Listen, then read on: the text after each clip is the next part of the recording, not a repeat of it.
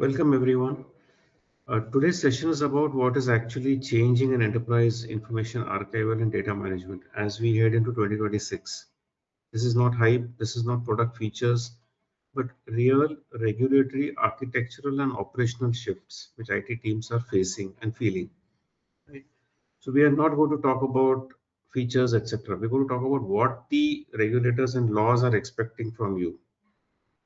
So this webinar is aimed at IT admins, managers, CIOs, CISOs who own the data risk compliance and long-term resilience postures of their respective organizations. Consultants can also benefit from this, that is partners, and we'll be providing a neutral industry view here. That is our aim. One more important point to mention is where has all this research come from, right? This research has come from conversations with our customers, with our partners, learning from them what what they are aiming to do in their organizations in the coming years. So this has given us more insights besides our own research as to what really is going to happen in 2026. Interestingly, we did a similar webinar in 2025.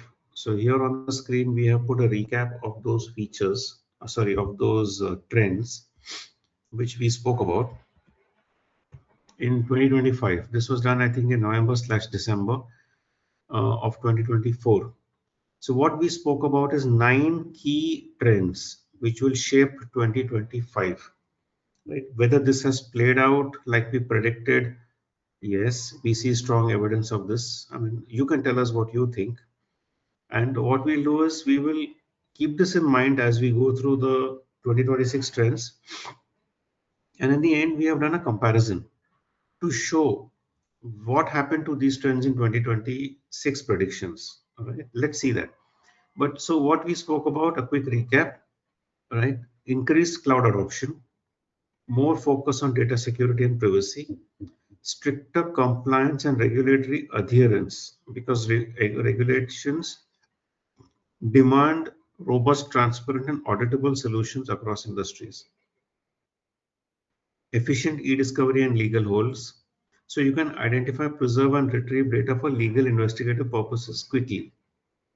Effective data governance and retention policies, so that you can manage the data lifecycle and mitigate your organization's compliance related risk. Legacy archival modernization, that is, instead of keeping legacy and historical data on unusable devices or fragmented, we had seen a trend where all this was going to be modernized and made searchable, right, on cloud native platforms.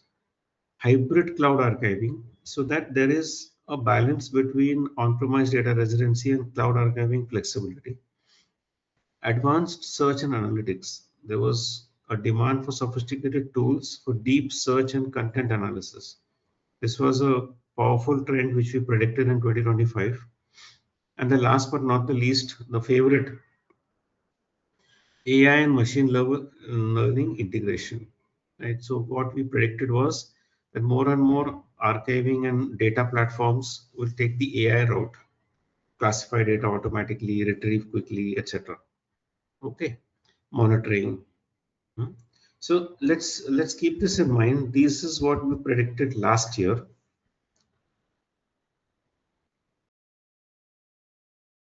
This is the first trend for the coming year, right?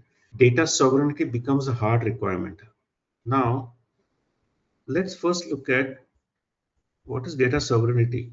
So, data sovereignty is a policy, you can say, in which the data residency is governed by the legal laws of the land where it is generated.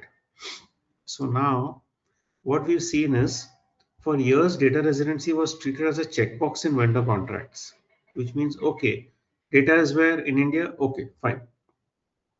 But that changed completely from the middle of 2025 onwards, right?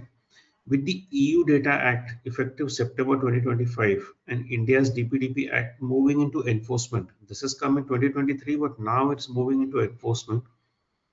Regulators are no longer asking whether you have a policy. They are asking where the data physically sits today and how do you prove it.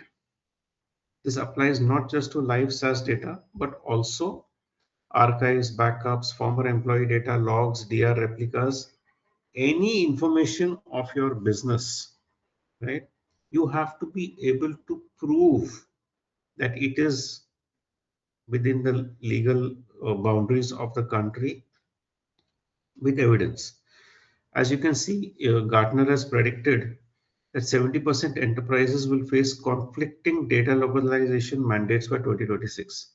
What actually this means, right? This means that MNCs or companies operating cross-boundary, right? They are likely to be, in a dilemma as to where actually to keep their data, right? Which country should they be keeping it? Ideally, the data generated in a European office should be kept in Europe and so on. But this is something which is going to become a hard requirement, and organizations will have to work hard to meet this EU Data Act, METI, DPDPA, and Gartner's prediction. So, from an IT standpoint, the shift is from trusting vendor statements to producing auditable evidence. So no more it's a tick mark. Okay, data is resident in India. They will want evidence. They want certificates, maybe, right? So this is a very critical thing. Now let me share one story with you. All right, a real story which happened with one of our customers, who is a mutual fund company, small-sized mutual fund company, and they use Google Workspace for their workplace productivity uh, capabilities. Now, this particular company, right, they were hauled up by SEBI, or rather, they were regulatory violation was pointed out, saying that you are not able to prove where your data is stored. And they also followed up with Google, but Google was not able to tell them where the data is stored in India or out of India. Okay, because for Google does not entertain such kind of requests for very small companies, right? They do data residency for large deals, large customers.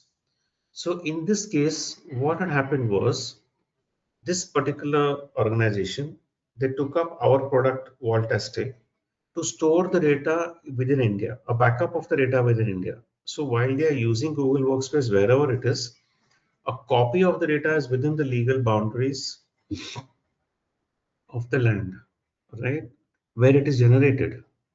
So in a way, it satisfies the SEBI requirement.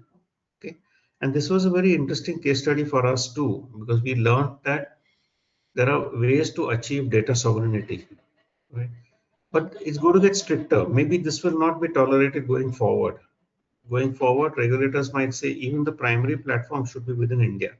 So all the data, wherever it is active or backup, should be within the country, right? So we think that independent region-locked archives like the architectural model which Vaultastic follows, it becomes a very practical way to separate compliance from SaaS platform. So SaaS platform constraints are there. You might want to use a very unique AI SaaS platform, but it's not in India. But if there is a way to back up the data within India, like we do with our platform, then yes, you have achieved the regulatory tick mark.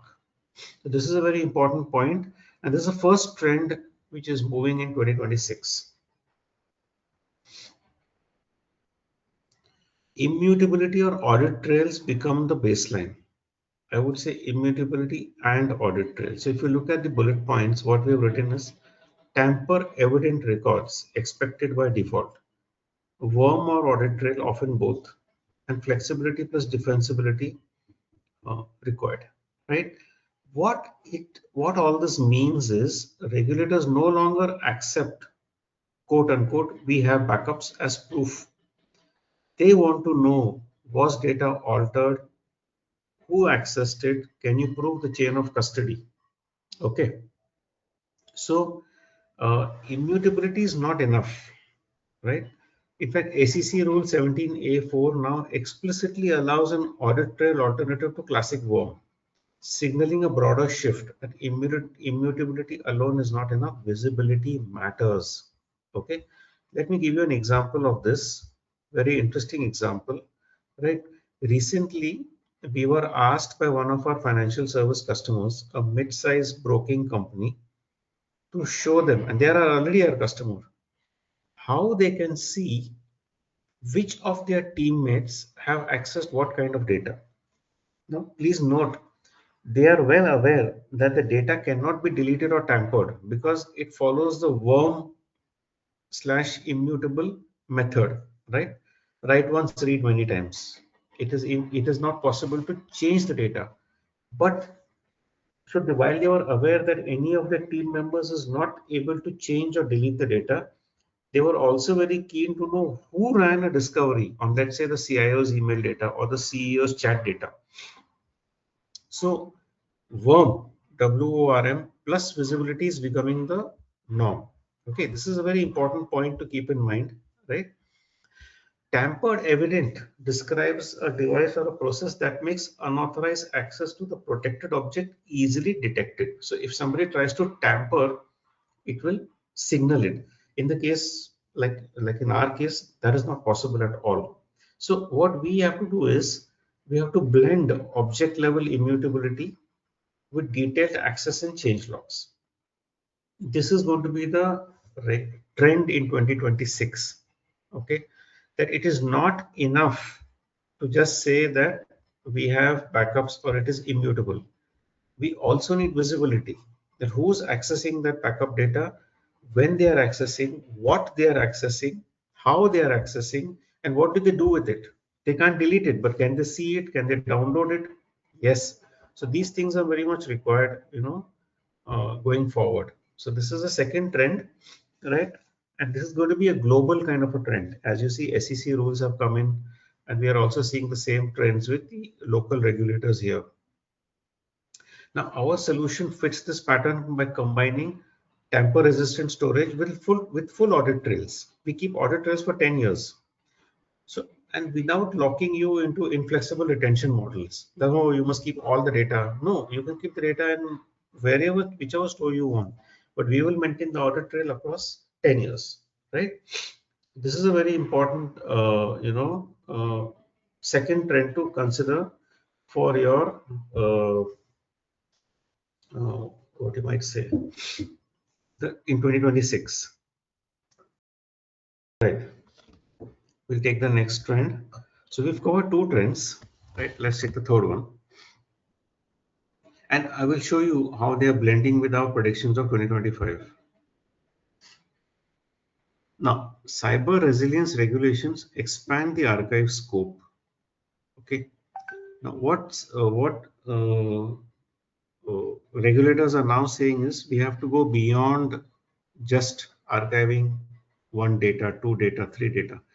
It has to cover all kinds of data, right? So logs and telemetry now have become records. Okay. DORA NIS2 certain raise the bar. And retention plus rapid retrieval required. I will share one story with you about a very recent request which we received from a very, very large financial service company of a customer of ours. Right?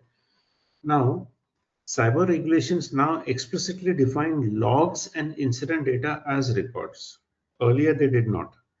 Going forward in 2026, even the logs have to be maintained. For example, CERT. CERT is Computer Emergency Response Team of India. They have a mandate that you should keep logs for 180 days in country. Okay. DORA.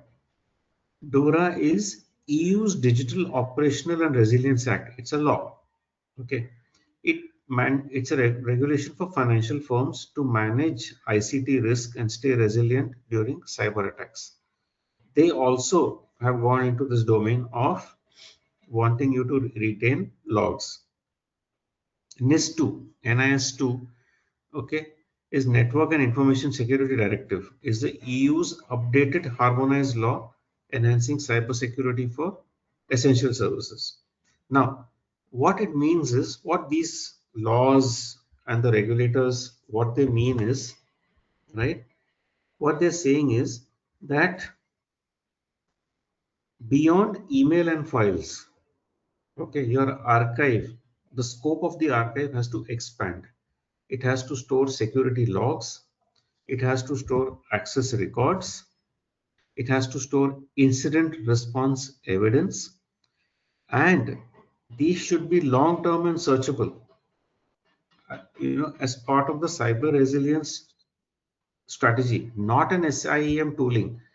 Please understand, it is not about monitoring. It's not security information and event management. This is retention for long periods so that you can go back to it whenever it is required to investigate or do any forensics, right? So very recently, to as along the same line, we had a very strange request. We never had this request earlier. This came in 2025, middle of 2025, where our customer, a very large financial service company, NBFC, right? They were asked by SEBI, okay, slash RBI, that they need Microsoft 365 logs of emails, chats, and drive usage, etc.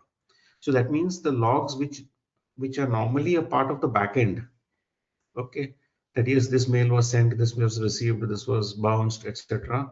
Those also need to be retained. Today, while we have received this request, our team is actively building a connector for this, for not just Microsoft 365, but Google and any other system in future, which the regulator might want to enforce.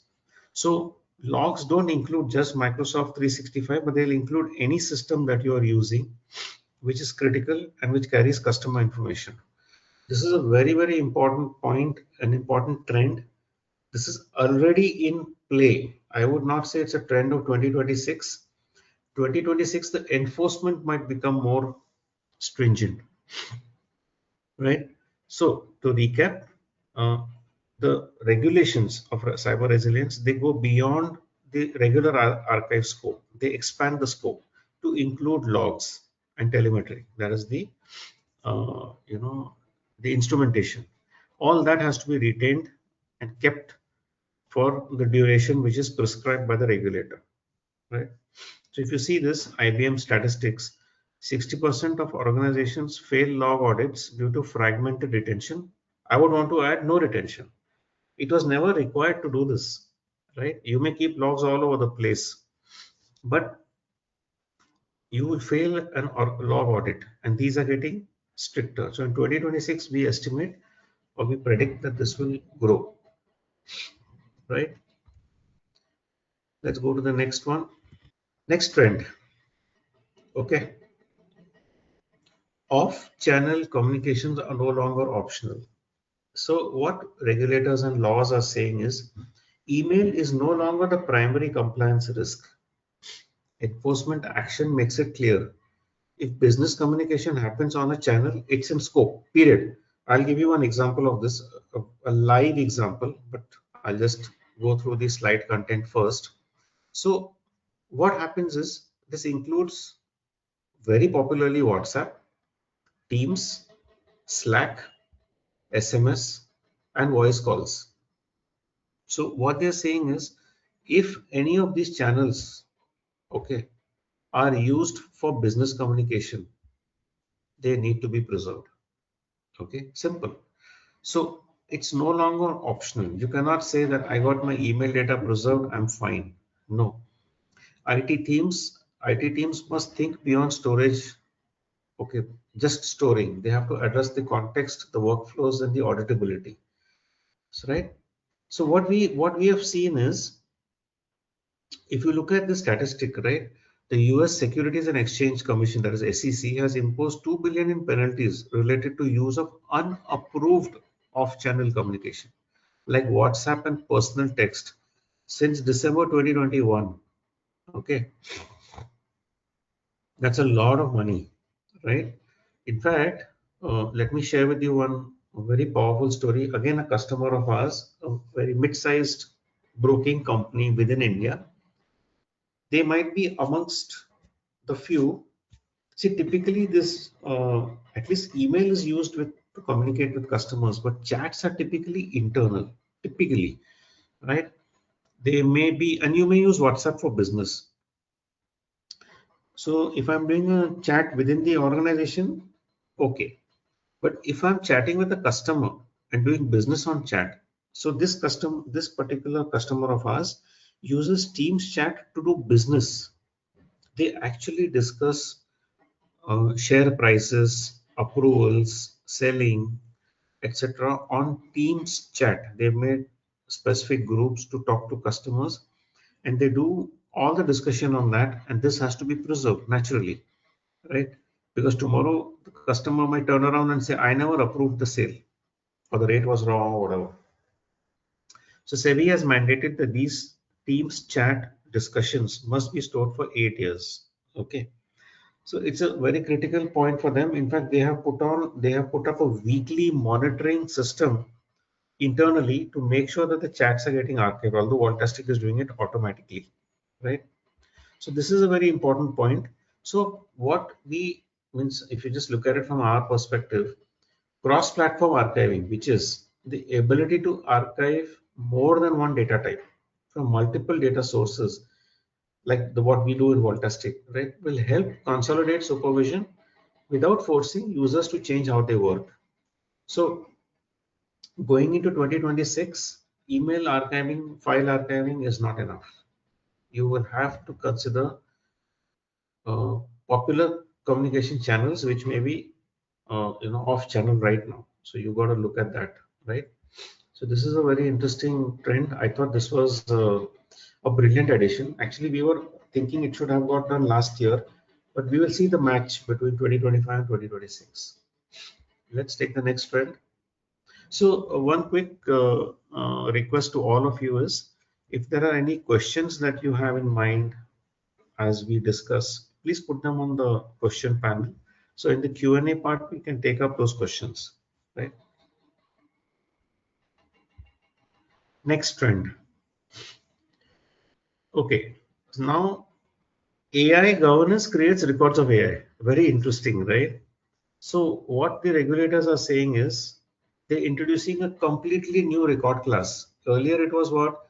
Transactions, financial transactions, or any transactions with vendors or things like that, right?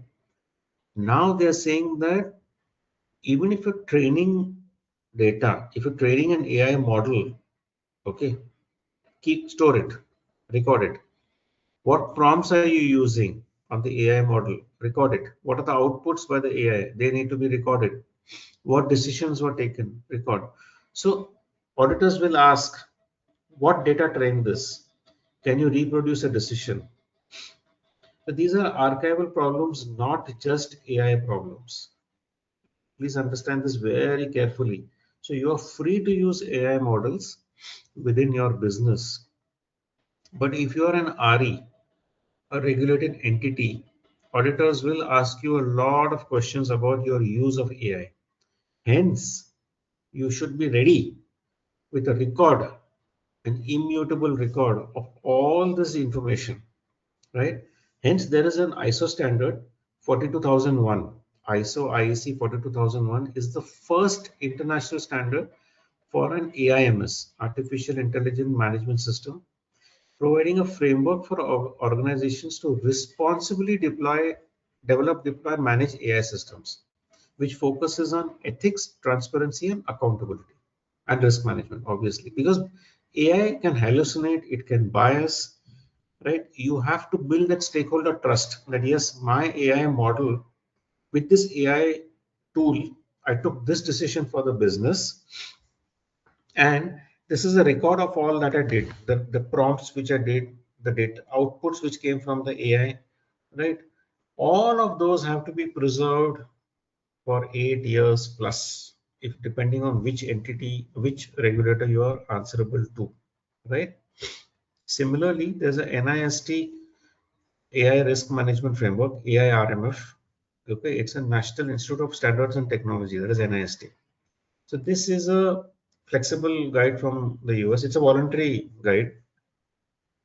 So you can look at ISO or NIST or both, which helps you identify, access, and manage the risks of AI systems. And this is important from a trust point of view. If customers know that you as a business are using AI, Which AI are you using? Where is the model? Is it within your organization? Is it a public model? Now imagine using customer data to train a public model. That is lack of violation of privacy, right? So that is not going to be allowed, or that will not be allowed by the regulator and the law both. So while AI is still, it's still going through a lot of discussions and all that, it is important that we keep in mind that recording the AI data, which is prompts, the training data, the outputs, is a very critical part of your compliance framework, right? Look at this impact stat, right? 75% of enterprises will need AI audit trails by 2026. This is a Gartner prediction. So this is not, you can use AI, it will improve your productivity, but it's not a blind use. You will have to audit trail it, so that in case there is a discrepancy or there is a dispute or something goes wrong or you discover a hallucination, you should be able to trace back and see what was it that caused that, especially if the models belong to you. I think this is a very critical point in our presentation today, is the governance of the records of AI. Okay. Yes, let's move to the next. FinOps becomes mandatory for archives, right? Keeping everything hot forever is financially unsustainable.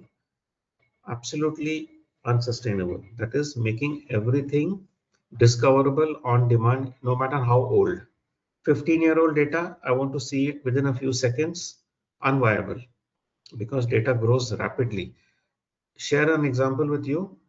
A customer, let's say a mid-sized customer of, let's say, 9,000 employees. Okay, they will be growing at the rate of 20 terabytes, at least 20 terabytes a year. So let's say over 10 years, it is 200 terabytes of data. Now, 10-year-old data, I want to find it in a few seconds. So which means I have to keep all 200 terabytes indexed. The cost of indexing it itself will be prohibitive. So what regulators are saying is, it's modern archives must tier data automatically, deduplicate globally, and optimize storage based on access frequency, right?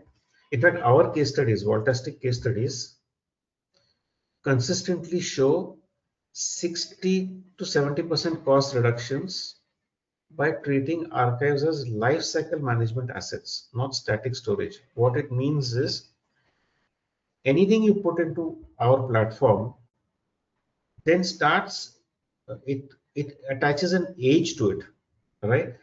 Basis that age, data is moved to lower cost tiered storage to optimize cost, but not compromise on discoverability. Yes, on speed, yes. Speed of discovery may be slow, but you will find your data, right? We'll come to that. In fact, now what we are saying is, see, it says retrieval SLAs must be designed. If you see the bullet points, okay, retrieval SLAs must be defined. Now, CFOs are actually scrutinizing the archive costs. Like, is it worth storing so much data? You have to keep it. Now you are stuck in a dichotomy, right? I have to keep my data. The cost is rising. How do I put two and two together? Right. So that is one important, thing to consider in 2026. And this very interesting stat by IDC, that 70% of stored enterprise data is never accessed again. Okay. But you still need to keep it. Sorry, there's no way out. Okay. So what we are seeing is, we have a very large IT company as our customer. So they do global projects, very massive, I think in the range of 20, 30,000 employees. When they are our customer, they are storing almost 100 terabytes of data on Voltastic. Any data request, so we have optimized cost for them, but we have helped them define SLAs to their internal customers. So when some person in their team requests data, depending on the data type and the age, the SLA table tells them how long it will take. So they will raise a ticket, they will say, I want this data of, let's say, 2005 or 2015, and I want this much volume. Like these are the users whose full information I need, drive, etc. The IT team might say, okay, you will get it in about 4 days, right? This is our internal SLA and this is agreed. It's not. So they will wait. The IT team will run the queries on the platform, retrieve from the cold store, and give them the necessary requirement, uh, necessary data. Now, with this, and we have observed that very nearly impossible, actually, not even rarely, it's nearly impossible for any old data to be needed within a few seconds. The requester, the regulator, the law, the internal legal teams, they are willing to wait for a few days.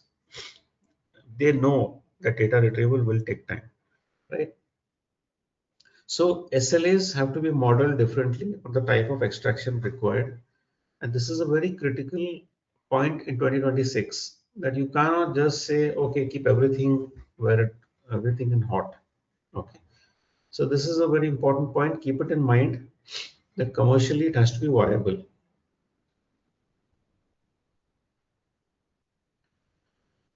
Platform native governance is not enough. What this means is native retention tools can help you, but they live in the same control plane. They share the same outages and they're very expensive at scale. Let's give an example here. Okay, so if you see this, 90% of SaaS data loss occurs outside native retention windows. What it means? What is the native retention window? So let's take an example. Best way to explain this. On a Google or a Microsoft platform, when I delete data, it stays in the recycle bin for 30 days. That is their policy. That is the native systems retention window.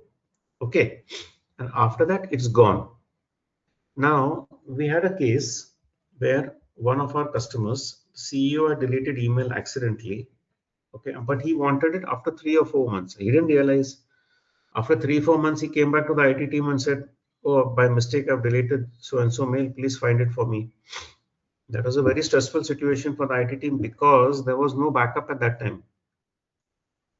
So, of course, they went on to buy Voltastic. That's a history now. But important thing is the native retention. There is a native retention period for almost all data types, and after that they will be gone if you delete them. So it's not helpful. Even if you go for tools like legal hold and all, they're very expensive, and the regulator doesn't like it because they're living in the same system, right, where the primary data is generated. Hence, they call it living in the same control plane or sharing the same outages. A major outage on any of these platforms will wipe out the preserved data as well, right? So, as per the new trend, okay, platform native governance is not enough. Okay, independence matters. Independent archives create resilience and audit separation at scale. Okay, you're not worried about 30 days, even keep it for 10 years. This is another important trend, and we don't want to see a stressed out look on your face. So please consider that platform native governance is not going to be enough, right?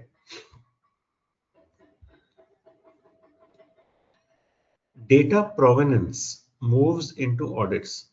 Audits actually examine lineage, not just retention. This is the new trend, right? Who accessed data? Where did it move? What changed? Now, what it means is the following. Data provenance. What is data provenance? Let's first study that. Is the detailed history and origin of data documenting, where it came from, how it was created, who handled it, and every transformation it underwent. Crucial for ensuring data reliability, integrity, transparency, and compliance. Okay, so it matters. It answers questions like who made it, when, where, how did it change, providing a very trustworthy audit trail. Okay, now why it's important? Okay, because it builds trust and transparency, it builds reproducibility to replicate findings, and it meets compliance. Okay, by providing data. Most auditors are now asking for data provenance. That's why they say the trend says data provenance is moving into audits. Okay, now it also simplifies debugging. Now, often used interchangeably, data provenance and data lineage, but lineage typically focuses on the flow where data moves, while provenance focuses more on the why and the how. Now, this is a very interesting, trend, right? That it's not enough just to preserve raw data. They also want the trace, the provenance. That okay, this data came in on 1st December, on 2nd or 30th December, it moved into the cold store, right? So if I look at any one data, I should get a full trace. Okay, so and so people have downloaded this data 10 times, right? They are downloaded from this PC, used from this IP address, etc. So this is the kind of provenance which people are looking for. And if you see this PwC's statistic, right, 65% of compliance failures stem from poor traceability. Okay, so it's moving into audits. You got to be ready for it, right? So cloud native archives replace on-prem. This we had predicted in 2025. It's almost all done. So if you see, IDC has shown that 40 to 60% lower TCO versus on-prem. Now you might say, how is that possible? We have also shown this time and again to our customers and prospects that on-prem is expensive compared to cloud. Why? Why you might say, right? See, to match the cloud's security, reliability, performance, and availability, an on-premise setup needs massive investment, resources, and expertise. Okay, but for a small setup, so I'll need redundant hardware. I will need replicating capabilities for DR. Okay, I will need monitoring capability, not SOC. I'll need security equipment and software. I'll need teams and I'll need expertise. If you put it all together, okay, your TCO will rise 40 to 50%, 60% above that of buying a cloud service, right? Why cloud native archives are better is because they are elastic and they are ready by default. They scale economically, and there are some who even charge you per use, so you don't have to even provision upfront. And availability expectations are high, right, which the cloud can deliver on. So this is becoming a trend. People are shifting away from on-prem. I think in 2025 they would have moved also. We should see that. We'll have a look in that comparison slide which we have made. So let's summarize what IT leaders should do now. We have looked at 10 trends, right? So we've tried to put together just a summary slide. We should look at all the trends carefully. If you would like us to send you these trends, please put a comment in the question box that you would like us to send this to you. By default, we will not be sending the recording of this. So if you would like, but we can share it with you one-on-one. So what IT leaders should do now? They should refine data retention policies, okay, which means they should look at logs, AI content, off-channel communication, and meet the evolving regulatory requirements, not just focus on email and files. So far, that was enough. Going forward, it's not enough. Second, they should verify data residency, okay, in more ways than one. So this will have to be proved with evidence as the time goes by. Prioritize retrieval design.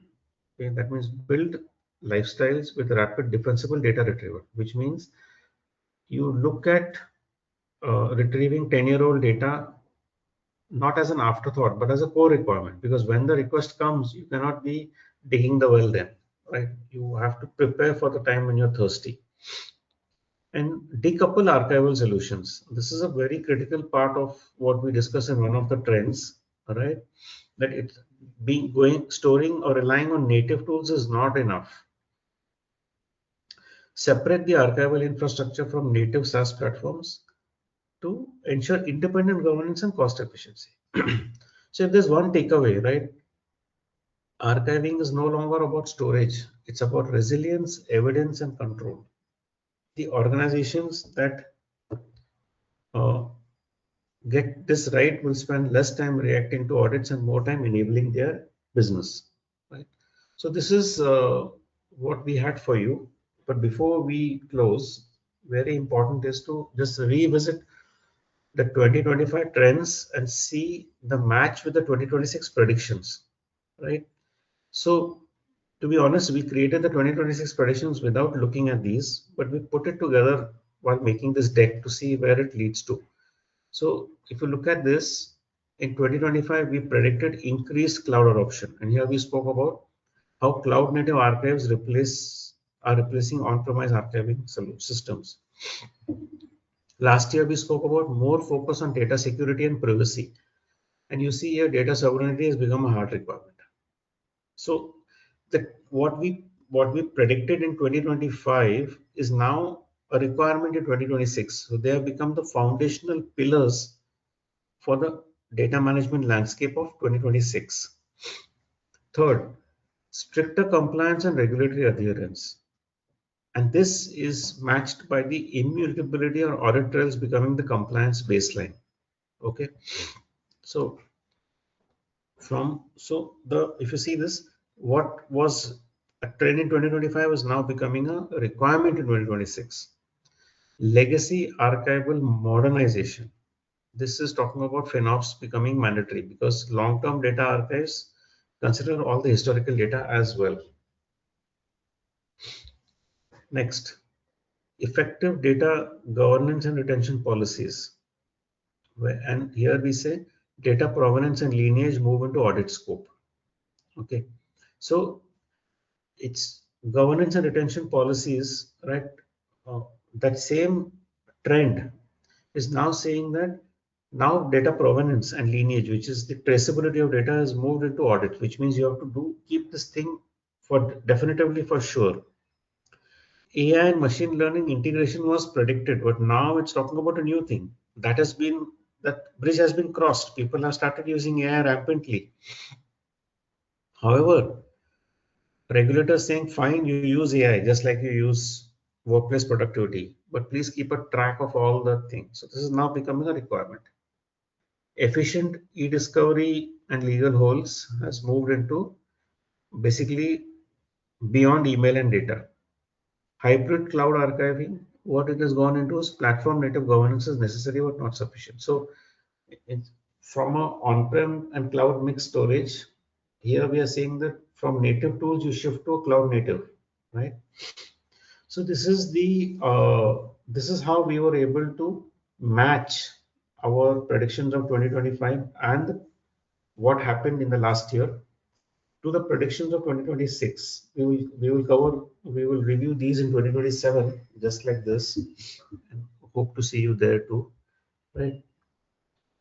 So everything that we have discussed today, data sovereignty, immutable records, cyber resilience, AI governance, cost control, ultimately comes down to how you architect long-term IM, information management, right? So many organizations realize their biggest challenge isn't lack of tools, but it is fragmentation, which means data across SaaS platforms, archives tied to primary systems. That is native. What this means is native tools. Rising cost of storing data with limited visibility, right? Compliance handled reactively instead of by design. So these are all becoming the problems, right? And Voltastic exists specifically to address this gap. It's an independent cloud-native information archiving and data management platform which is designed to help IT teams meet sovereignty and localization requirements. So our customers in India or US or wherever they are, their data is kept locally, right? Voltastic runs on the AWS cloud in the local region of the customers where the customer is located. It maintains tamper-evident audit-ready records, and it's also cross-platform, which means it goes beyond email and files into other kinds of data. Lifecycle is a part of the DNA of Vaultastic. So it has a architecture to keep data in slower and lower cost tiers as time passes by, right? And of course, it can give you tools for investigation, discovery, and response. So it gives you this without locking you into a single SaaS ecosystem. You can use 100 tools. Today, if you look at the statistics, any organization is using about 106 SaaS tools. We are not telling you to stop doing that. All we are saying is archive the information from all these in a central place, right? That will help you get the control and the visibility and the AI enablement that you're looking for. So we are working with organizations across financial services, manufacturing, healthcare, and other regulated industries, typically helping them cut DM costs by 50 to 70%. If you are planning on how to modernize your data archival strategy for 2026 and beyond, let's have a conversation. It's not a sales pitch, but a practical discussion about your architecture constraints and goals, right? Our contact details are on the screen and we'll be happy to follow up after the session. Right. So I hope you had some takeaway from this well-researched document which we have created about the trends of 2026, right? And yeah, this is the end of my presentation. If there are any questions, I would love to hear them, right? I can see two questions.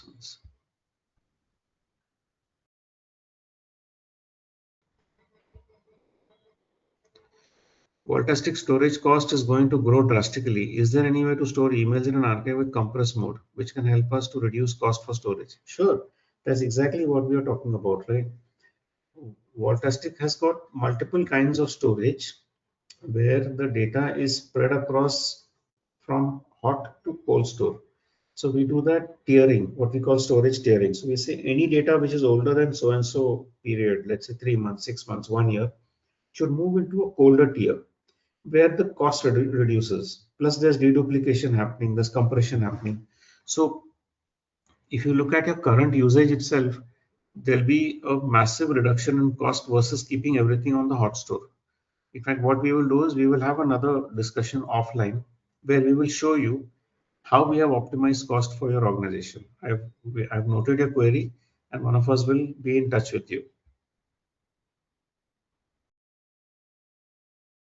Yes, at present, is anything integrated with AI for Vaultastic? We are working on this. In fact, we have a displayable prototype. If you are very interested, we can show you a demo of this even at any convenient time. But we will be releasing this in a few months for customer usage, right? Where we will be demonstrating to you how we use AI to dig deep into content, your content. Okay. But this is right now just showing, we can only show you a demo. So if you're very keen, let us know. You can put a comment here itself on a question and our team will contact you and we'll set up this demo for you. And also the other query that you had about how to optimize cost of storage in world testing. Yep.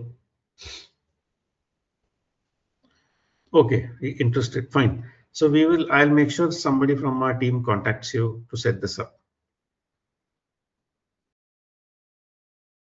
Right. Any other questions, team? We are already reaching 1 p.m. Okay. Uh, it would be nice if you can share whether this content was useful, helpful, whether it gave you any new insights. You can even do it by on the comment panel or the question panel. We will not wait for the survey. This is just from my understanding that yes, whatever we have shown you today has added value to your to your work. You can say yes. Yes means yes, it was interesting and it was valuable. It showed you some new insights, but we're very happy to hear that. You can say no if it didn't help you at all, and maybe you can say maybe if it helped you to some extent.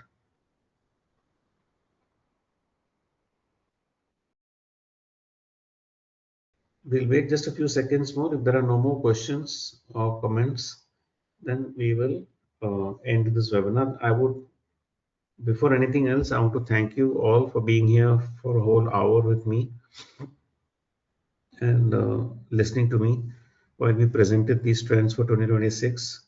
You've been a wonderful audience. We will try to send you some snippets of this. We may not send you the entire presentation, but we will send you some snippets of this so you can review it at your own time, right? Okay. So I will close the webinar with a big thank you again, and we hope to see you on the next one. We have such webinars once a month of different topics. This particular topic will now repeat in 2027 around the November-December timeframe. At that time, we will cover the same regulations and see where it has led to. But we have monthly webinars. We will keep inviting you. We would love to see you at the next one. Thank you very much. You have a good next rest of the day ahead. And yes, God bless. Bye bye.